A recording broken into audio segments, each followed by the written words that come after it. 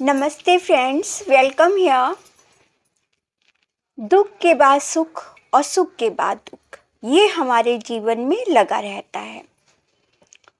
और जो होता है हमारे जीवन में घटित होता है वो भी सब अच्छे के लिए होता है।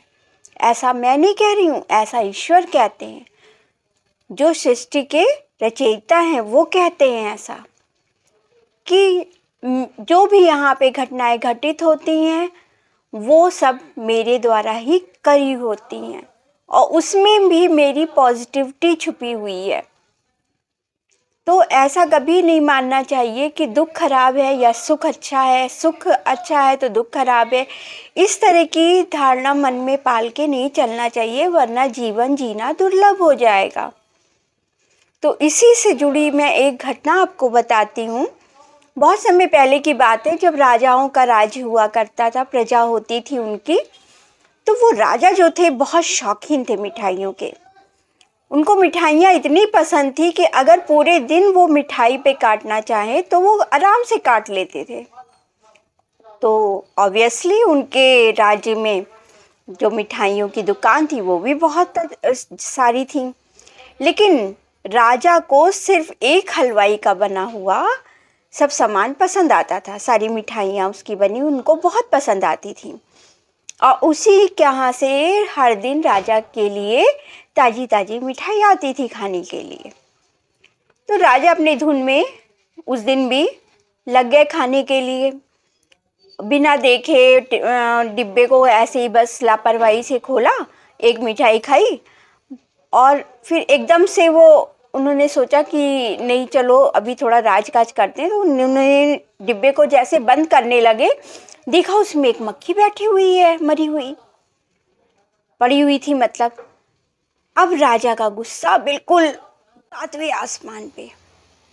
उन्होंने कहा कि ये धृष्टा उस हलवाई ने कैसे करी, इतनी लापरवाही से उसने क्यों मिठाई भिजवाई मेरे लिए, पकड़ के लाओ उस हलवाई को। उन्होंने दरबारियों से कहा, दरबारी उस हलवाई को पकड़ के लेकर आए। तो उन्होंने कहा इस हलवाई को ले जाओ और राज्य की सीमा से बाहर कर दो। तो हलवाई ने कहा, राजा जी ऐसा क्या हो गया, क्यों आप इतने गुस्सा हैं, क्यों मेरे साथ इतना न्याय करने पे तुल गए। राजा ने कहा, तुमको पता नहीं, तुमने इसमें मरी हुई मक्खी डाली है। तो हलवाई ने कहा, नहीं राजा जी ऐसा नहीं है, मैं क्यों, आप भला मेरे कर्ता धर्ता, मेरे राजा हैं, मेरे भगवान हैं, मैं आपके लिए ऐसा क्यों करूँगा। तो राजा ने कहा, देखो ये मरी हुई मक्खी कैसे आई इसमें। तो हलवाई ने कहा, ये काम मेरे जो नीचे के वर्कर हैं वो भी कर सकते हैं, क्योंकि मैं बहुत सारे लोगों से काम लेता हूँ और उनके द्वारा ही ये सब गंदगी कर दी गई होगी। राजा ने कहा, नहीं, तुम करता धरता पहले हो, तुमको मेरे लिए मिठाई भेजनी थी, तुम्हें पूरा चेक करना चाहिए था कि कोई राजा के लिए कोई गड़बड़ी ना हो इसमें, तो तुमने लापरवाही पहले तुम्हारी है इसमें। उन्होंने कहा कि तुम अब इस राज्य में नहीं रहोगे, मैं थोड़ी कम अच्छी मिठाई खा लूँगा, लेकिन साफ़ सफाई से बनी हुई हलवाई की मिठाई खाऊँगा मैं। अब तुम इस राज्य में नहीं रह सकते, मेरे आँखों के सामने से हट जाओ। उन्होंने दरबारियों को आदेश दिया कि लेकर इसको राज्य की सीमा से बाहर कर दो। दरबारियों ने वैसा ही किया। अच्छा, कुछ दिन बीते, फिर राजा जैसे अपने शिकार पे जाते थे तो शिकार पे वो निकल गए। उस दिन उनके साथ सिर्फ 3 से 4 सिपाही थे, ज़्यादा नहीं थे। राजा घने जंगलों में निकलते जा रहे थे। सिपाहियों ने मना किया कि राजा जी अब और दूर नहीं जाएंगे, पर राजा तो ठहरे बहुत शौकीन शिकारी के, शिकार करने के। तो वो कहने लगे, नहीं चलो मेरे साथ तुम लोग और अंदर चलो। अच्छा, वहाँ पर बहुत घने जंगलों में एक लुटेरों का समूह था। सिपाहियों ने कहा कि राजा जी ये आगे आप जाएंगे तो हो सकता है जंगली जानवरों के अलावा यहाँ पे मानव रूपी जो लुटेरे हैं वो परेशान कर सकते हैं। तो राजा ने कहा, कैसे सिपाही हो तुम, तुम्हारे अंदर इतनी ताकत नहीं कि तुम उन लुटेरों से लड़ सको। राजा ने कहा, चलो मेरे साथ चलो, मुझे कोई डर नहीं है, मैं सबसे निपट लूँगा। अच्छा बढ़ते चले जा रहे थे राजा। लुटेरों को भनक लगी कि राजा जी आ पहुँचे हैं। अब उनके मन में तो लालच बैठ गया कि राजा तो लदे फंदे होंगे सोने से। बस उन्होंने पहले से ही अपनी पूरी तैयारी शुरू कर दी, अपने हथियारों को जल्दी जल्दी निकाला, बहुत सारे हथियारों को। वो ठहरे करीब 50-60 लुटेरे, और राजा जी क्या अपने 3-4 सिपाहियों के साथ थे। अब क्या हुआ? अब ये वही हुआ जिसका डर था। सिपाही तो बहुत लड़े, राजा भी लड़ रहे थे साथ में, और अंत में देखा कि सिपाही अब मारे जा रहे हैं उनके। 2 मर चुके हैं, 2 बचे हुए हैं। तो राजा ने सोचा कि अब यहाँ से भागना ही उचित है। वो नज़र बचाते वहाँ से भाग खड़े हुए, और भागने के बाद वो भागते रहे। शाम हो गई, रात हो गई, और रात होते होते वो वैसे भी काफ़ी लहूलुहान हो चुके थे वो, और उनको जो उनकी ताकत थी वो बिल्कुल क्षीण हो चुकी थी। भूख प्यास उनको अलग लगी थी। वहीं पे वो मूर्छित होके गिर पड़े, और कब रात से सुबह हो गई उनको पता ही नहीं चला। सुबह हुई तो आते जाते जो सड़क पे लोग थे देख रहे थे किनारे पे कोई पड़ा हुआ है, और वो इस समय इतनी दयनीय हालत में थे क्योंकि सब जेवर तो उनके छिन चुके थे, और जो कपड़े लत्ते जो थे उन्होंने पहने हुए थे वो भी मतलब लड़ते लड़ते फटफुटा गए थे, और हर जगह से खून वून इधर उधर निकल रहा था खरोच से। तो सब जो निकल रहे थे राह पे लोग, राहगीर, वो सोचे कि कोई भिखारी है। तो वो ये भी सोच रहे थे कि भिखारी है, पता नहीं किस बीमारी से ग्रस्त होगा, तो कोई इसके नज़दीक नहीं आ रहा था, छूना भी नहीं चाह रहा था। भले लोग पैसे फेंक दे रहे थे थोड़े बहुत। अब पैसे को क्या करेंगे वो इस समय? वो तो इस समय उठने के लायक नहीं थे, चलने के लायक नहीं थे, बैठ तो सक नहीं रहे थे। वो प्यास पानी मांग रहे थे। लेकिन राहगीर तो भाई छोटी बुद्धि के लोग, वो तो राजा थे, वो प्रजा के लोग थे, वो क्या समझ पाएंगे हैं किसी का दर्द। तो उन्होंने कहा कि अरे चल भिखारी, पैसे दे तो रहा हूँ, जा उठ के जा, पानी वानी ले ले अपना। तो राजा समझ गए कि कोई मेरी सहायता नहीं करेगा, वो आग बंद करके ऐसे ही लेटे रहे। तभी एक और राहगीर निकला वहाँ से।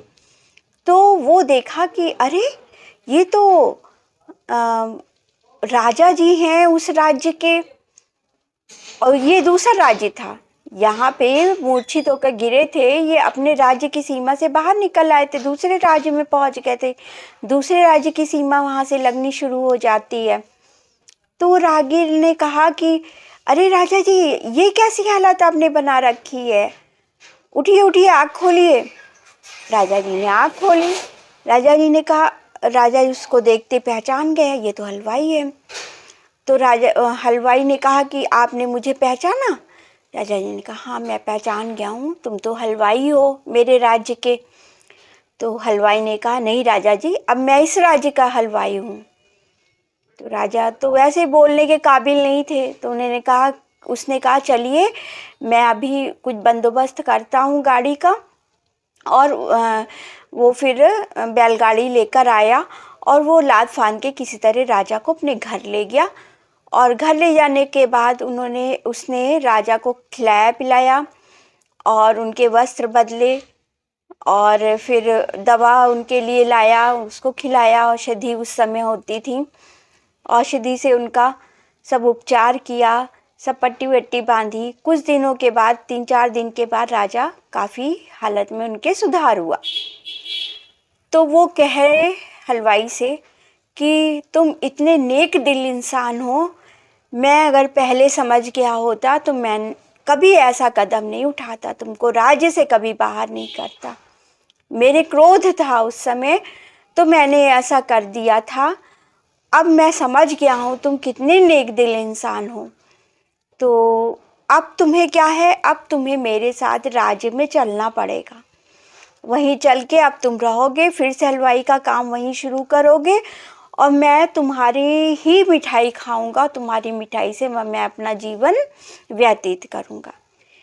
तो हलवाई सोच में पड़ गया। हलवाई ने कहा, देखिए राजा जी, अब मुझसे ये नहीं होगा, मैं अब आपके साथ आपके राज्य में नहीं जा सकता हूँ।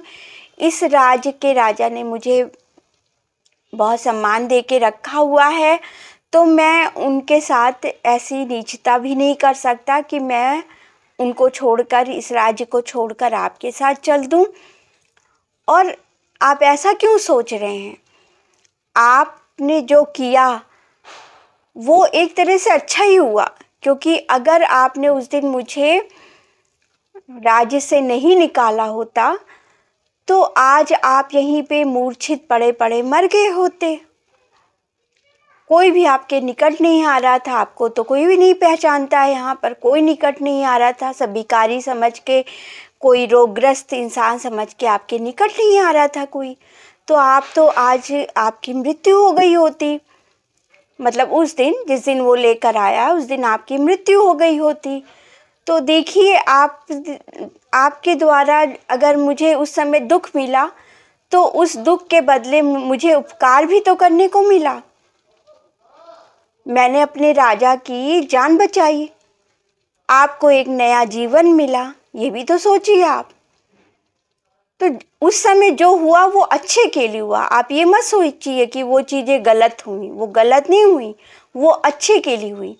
शायद भगवान को यही मंजूर था, वो इस तरह से मुझे अगले राज्य में भेजना चाहते थे, जिससे कि राजा के साथ, आपके साथ मतलब ये घटना होगी तो उस समय मैं आपकी जान को बचाऊंगा। राजा जी उसके इस बात से बहुत प्रभावित हुए।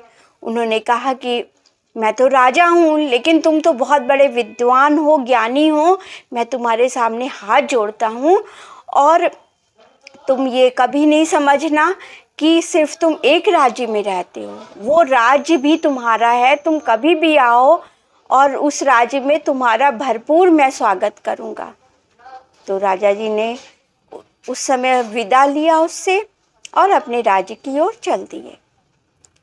तो ये कहानी ये शिक्षा देती है कि देखिए, भगवान द्वारा बनाई इस सृष्टि में जो भी चीज़ें बनाई गई हैं, जो भी यहाँ पे व्यवस्था करी गई है, हर एक चीज़ का एक उद्देश्य निहित है। कोई भी चीज़ गलत नहीं है। भावनाएं जो बनाई गई हैं कि दुख है, सुख है, घृणा है, ईर्ष्या है, ममता है, करुणा है, तो हर चीज़ें वैल्यूएबल हैं। ऐसा नहीं कि करुणा अच्छी है तो घृणा खराब है, सब एक दूसरे का पूरक बनी हुई हैं। अगर सुख है आज तो दुख आएगा, और दुख आएगा तो फिर सुख भी आएगा। तो ये मान के चलिए, ईश्वर द्वारा बनाई गई इस दुनिया में कोई भी चीज़, सजीव निर्जीव कुछ भी चीज़ें हैं, सबका एक अपना उद्देश्य है, एक लक्ष्य है। तो इस संसार में आपको जिस काम के लिए भेजा गया है, आप कर्म करते रहिए और अपने जीवन को उसी के आधार पर निर्वाह करिए। सारी चीज़ें एक नेटवर्क है, सारी चीज़ें ईश्वर के हाथ में है। ईश्वर जैसा चाहेंगे वैसा करेंगे। अगर चीज़ें आज आपके साथ अच्छी नहीं हो रही हैं तो कल वो चीज़ें आपके साथ अच्छी भी होंगी। दुख है तो सुख आएगा, ये मान कर चलिए। तो आज आपसे विदा लेती हूँ फ्रेंड्स, कल फिर मिलूँगी। धन्यवाद।